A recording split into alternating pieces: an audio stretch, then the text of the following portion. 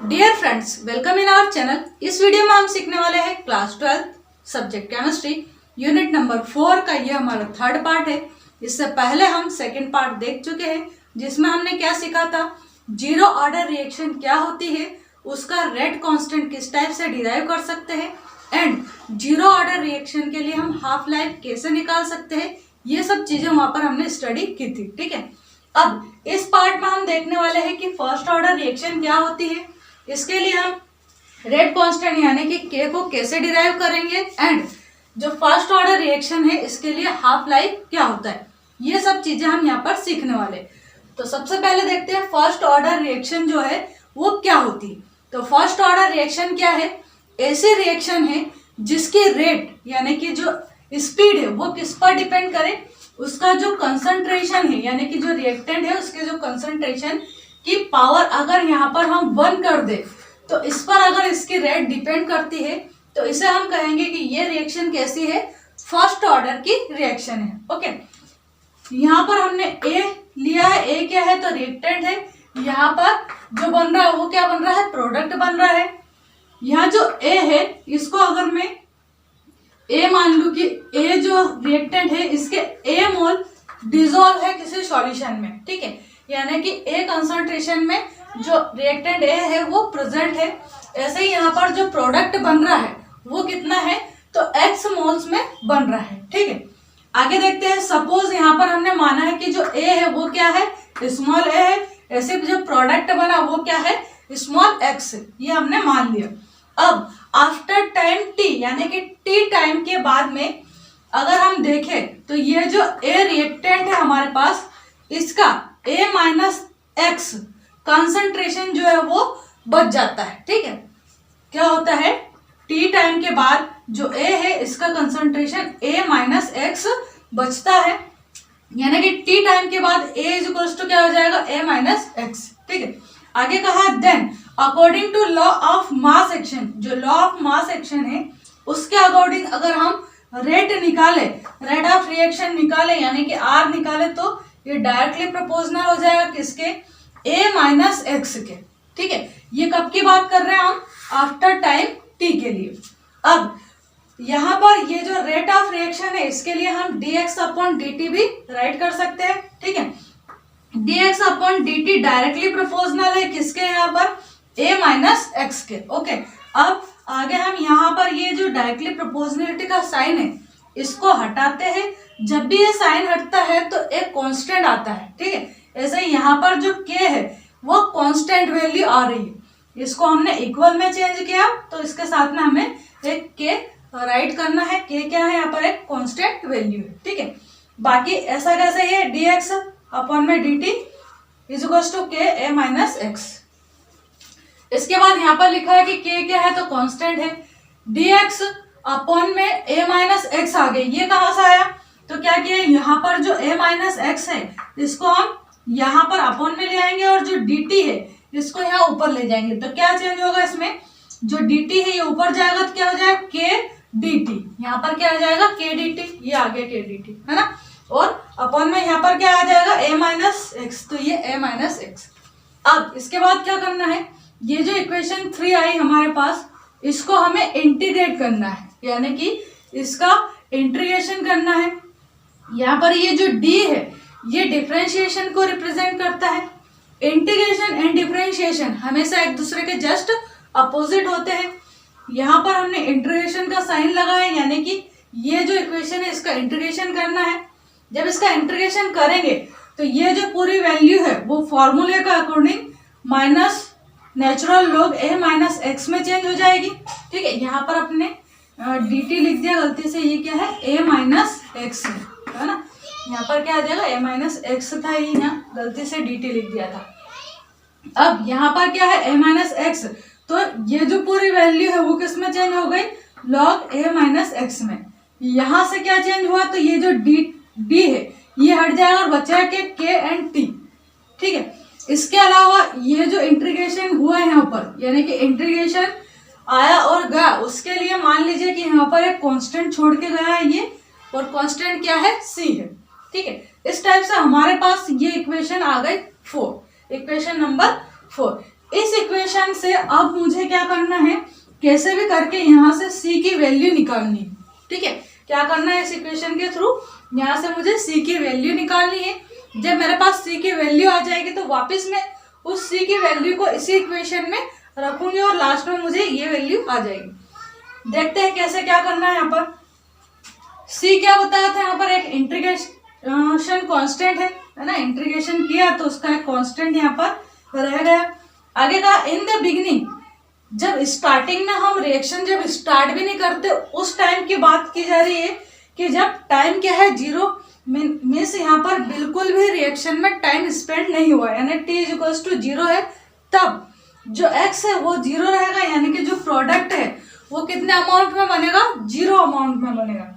तब क्या होता है यहाँ पर, अब ये जो t की वैल्यू 0 है और x की वैल्यू 0 है, ये वैल्यू मुझे इक्वेशन 4 में यहाँ पर रखनी है। इक्वेशन 4 में अगर मैं यहाँ पर x के स्थान पर 0 रख दूं और t के स्थान पर 0 रख दूं तो क्या चेंज होगा, यहाँ पर देखिए x की जगह 0, यहाँ पर t के स्थान पे 0 रख दिया। अब इसको जब सॉल्व करेंगे तो ये जो पार्ट है इसमें से क्या बच जाएगा, minus natural log a minus natural log a, इस साइड लिख दिया मैंने, है ना। और यहाँ से जब 0 का मल्टीप्लाई k में करेंगे तो ये पार्ट 0 हो जाएगा और क्या बच जाएगा c, यानी कि c इक्वल्स टू क्या हो जाएगा यहाँ पर, c equals to minus natural log a। ठीक है, अब ये जो वैल्यू आई है हमारे पास, इसको इक्वेशन 4 में यहाँ पर c के स्थान पे रखना है। ठीक है, क्या करना है, putting this value c in equation 4, equation 4 में ये वैल्यू रखनी है। इक्वेशन 4 में जब हम ये वैल्यू रखते हैं तो क्या चेंज होता है, स्टार्टिंग की जो वैल्यू है वो माइनस में natural log a minus x equals to K T minus ये c के स्थान पे क्या रखा हमने, ये वाली वैल्यू रख दी यहाँ पर, है ना। इतना आगे समझ में आपको। इसके आगे क्या करना है हमें, देखिए अब यहाँ पर ये वैल्यू रखने के बाद ये जो kt है ये इस साइड प्लस का है तो इस साइड आ जाएगा तो माइनस का हो जाएगा, है ना। और ये जो वैल्यू है माइनस में, यहाँ पर अगर माइनस को मैं यही रहने दूं तो ये जो माइनस है, या फिर पहले क्या करते, इसमें हम पूरी इक्वेशन में माइनस का मल्टीप्लाई कर लेते। ठीक है, अगर पूरी इक्वेशन में माइनस का मैं यहाँ से मल्टीप्लाई कर दूं तो क्या होगा, यहाँ पर प्लस हो जाएगा, है ना। और ये जो kt वाली वैल्यू ये माइनस में आ जाएगी और यहाँ पर प्लस हो जाएगा। अब ये kt को अगर मैं इक्वेशन में इस साइड लेके आऊँ और ये वाला जो पार्ट है वो पूरा यहाँ पर अगर हम लेके आते हैं तो क्या होता है, ये माइनस की वैल्यू जब इस साइड आएगी यहाँ पर तो क्या हो जाएगा यहाँ पर kt। ठीक है यानी कि यहाँ से ये माइनस था तो ये प्लस में वैल्यू चेंज हो जाएगी और ये जो पूरी वैल्यू हमारे पास बची ये यहाँ पर आ जाएगी। अब यहाँ पर ये जो लॉग है ये ऊपर भी है और नीचे भी है, कॉमन है, इसलिए यहाँ पर 1 टाइम इसको हम राइट कर सकते हैं। ठीक है, इसके बाद यहाँ पर मुझे क्या चाहिए, ओनली मुझे यहाँ पर k की वैल्यू चाहिए, kt की वैल्यू नहीं चाहिए। तो क्या करेंगे, ये जो t है मल्टीप्लाई में है ये यहाँ पर डिवाइड में चला जाएगा, नीचे आ जाएगा, यानी कि तो यहाँ पर हम इसको डिवाइड में लेके गए, ऊपर कुछ नहीं था तो 1 लिख सकते हैं, कोई फर्क नहीं पड़ता इक्वेशन में। 1 अपॉन यहाँ पर हो जाएगा t और यहाँ हो जाएगा नेचुरल लॉग जो था, ये इतना पार्ट जैसा था वैसा का वैसा हमने राइट कर दिया। ठीक है, अब क्या करना है, ये जो लॉग है इसको हम बोलते हैं नेचुरल लॉग। इसको हमें एक सिंपल लॉग 10 के बेस पर इसको चेंज करना है। जब ये लॉग इसमें चेंज होता है तो इसके साथ एक वैल्यू जुड़ती है, क्या है वो वैल्यू 2.303, ये आपको याद रखना है। ठीक है, तो क्या किया यहाँ पर हमने जो t था अपन ने t एज इट इज लिख दिया, फिर इसके साथ हमने एक वैल्यू लिखी 2.303। ठीक है, तो ये जो वैल्यू इसका अगर 1 में मल्टीप्लाई करते हैं यहाँ पर तो कोई चेंज नहीं आएगा, यही वैल्यू आएगी और यहाँ पर log 10 हो जाएगा a और अपन में a minus x as it is ऐसा का ऐसे ही। इसको हमें ब्रैकेट में क्लोज करना और यही हमारा आंसर है। ठीक है, ये जो k की वैल्यू आई ये क्या है, तो ये रेट कांस्टेंट है। किसके लिए रेट कांस्टेंट है ये, तो फर्स्ट ऑर्डर रिएक्शन के लिए। ठीक है, आई होप आपको ये डेरिवेशन अंडरस्टैंड हुआ होगा। 2-3 बार आप इसको जब सीक्वेंस में देखेंगे तो ये इजीली आपको अंडरस्टैंड हो जाएगा, कोई ज़्यादा टफ नहीं है, है ना, बिल्कुल सिंपल है। स्टेप बाय स्टेप देखना है आपको बस।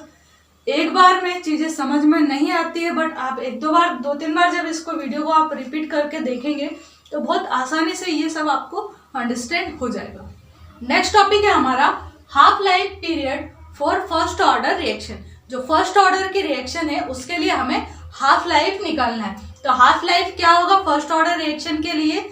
इसके लिए वह टाइम जिसमें कि जो फर्स्ट ऑर्डर की रिएक्शन है वो आधी कंप्लीट हो जाती हो, उसे कहा जाएगा फर्स्ट ऑर्डर रिएक्शन का हाफ लाइफ। क्या है हाफ लाइफ? वह टाइम जिसमें कि फर्स्ट ऑर्डर की रिएक्शन आधी कंप्लीट हो गई है, उस टाइम को हम कहेंगे उसका हाफ लाइफ। ठीक है, कैसे डिराइव करते हैं? छोटा सा डेरिवेशन है, बहुत इजी है, देखते हैं क्या क्या है। यहाँ पर फर्स्ट ऑर्डर जो रिएक्शन है उसके लिए हमने जो रेट कांस्टेंट डिराइव किया था अभी, वो रेट कांस्टेंट यहाँ पर सबसे पहले हमें राइट करना है। क्या वैल्यू थी इसकी? k इज टू 2.303 अपन में t था log a और अपन में यहाँ पर a माइनस एक्स, यहाँ पर 10 था तो 10 लिखने की जरूरत नहीं है। ठीक है, अब यहाँ पर आपको क्या करना है, जो t है इसकी जगह क्या रखना है हमें? t 1/2। क्यों रखना है? क्योंकि हमें इस रिएक्शन का हाफ लाइफ निकालना है ना, पूरा टाइम नहीं निकालना है। यहाँ से क्या निकालना है हमें? इसका हाफ लाइफ निकालना है। तो क्या करेंगे? t 1/2 यानी कि आधा t निकालेंगे। ठीक है, ऐसे ही यहाँ पर जो प्रोडक्ट बन रहा था उसको हमने क्या कहा था? x। ठीक है, अब क्योंकि आधा टाइम निकाल रहे हैं हम, तो आधे टाइम में जो x है वो कितना बनेगा? आधा ही बनेगा, यानी कि जो रिएक्टेंट था उसका हाफ कंसंट्रेशन प्रोडक्ट में चेंज हुआ है ना, इसलिए यहाँ क्या लिखेंगे? x की वैल्यू क्या आ जाएगी? x इज इक्वल टू हो जाएगा a/2। ठीक है, अब बस ये दोनों ही वैल्यूज आपको ये इक्वेशन में रखनी है और फटाफट आपका डेरिवेशन सॉल्व हो जाए। क्या करना है? t के स्थान पे रखोगे आप t 1/2 और एक ये जो x है इसके स्थान पे रखना हमें a/2। ठीक है, क्या क्या ये यहाँ पर चेंज किया हमने? t के स्थान पे क्या रख दिया हमने? 1/2 रखा था और ये जो t था इसको मैंने इसी इक्वेशन में यहाँ पर शिफ्ट कर दिया और जो k था उसे नीचे ले गए। ठीक है, कर सकते हैं ऐसा। आगे यहाँ पर जो x था इसके स्थान पे रखा है मैंने a/2। ठीक है, अब यहाँ पर देखिए इसके अपन में 2 है बट इसके अपन में कुछ भी नहीं था स्टार्टिंग में, है ना, तो इसके अपन में हम 1 राइट कर सकते हैं, कोई चेंज नहीं होता। हाँ, अब यहाँ पर इसके अपन में 1 है और यहाँ पर 2 है, तो क्या करेंगे हम? इन दोनों का एलसीएम लेंगे। एलसीएम क्या आ जाएगा? 2, फिर क्रॉस मल्टीप्लाई करेंगे तो ये 2a और यहाँ पर माइनस करके 1a, है ना। अब ये स्टार्टिंग का तो ऐसा ही रखा हमने। इसके बाद हमें क्या करना है? इसमें ये जो यहाँ पर हमने एलसीएम लेके ये वैल्यू आई थी इसको थोड़ा सा सॉल्व करना है, सिंपल करना है इसको।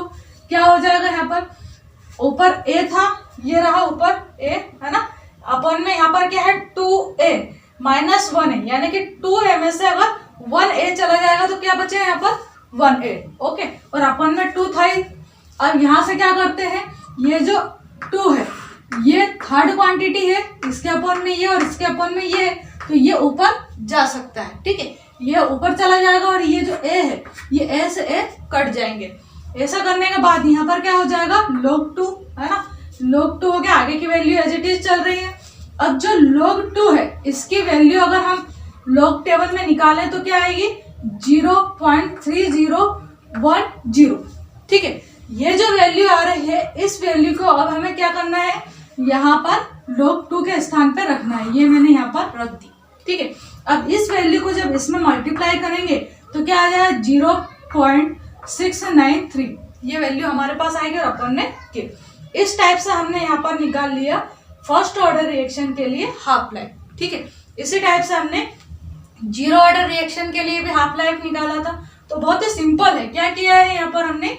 बस ये जो x है इसकी वैल्यू रखी है और t की जगह क्या रखा? t 1/2। ये t 1/2 और इसको इस साइड शिफ्ट कर दिया क्योंकि हमें तो t 1/2 निकालना है, यानी कि हाफ लाइफ निकालना है, ना कि k निकालना है ना, इसलिए इसको यहाँ पर शिफ्ट किया था। और फिर आगे ये t 1/2 लास्ट तक चलता रहता है एज इट इज। ठीक है, तो इस टाइप से हम इसको आगे सॉल्व करके यहाँ पर एलसीएम लिया है और इस टाइप से हम धीरे धीरे सॉल्व करके इसको यहाँ पर आंसर लेके आ जाते। अब ये वैल्यू भी याद रखना बहुत सिंपल है। कैसे?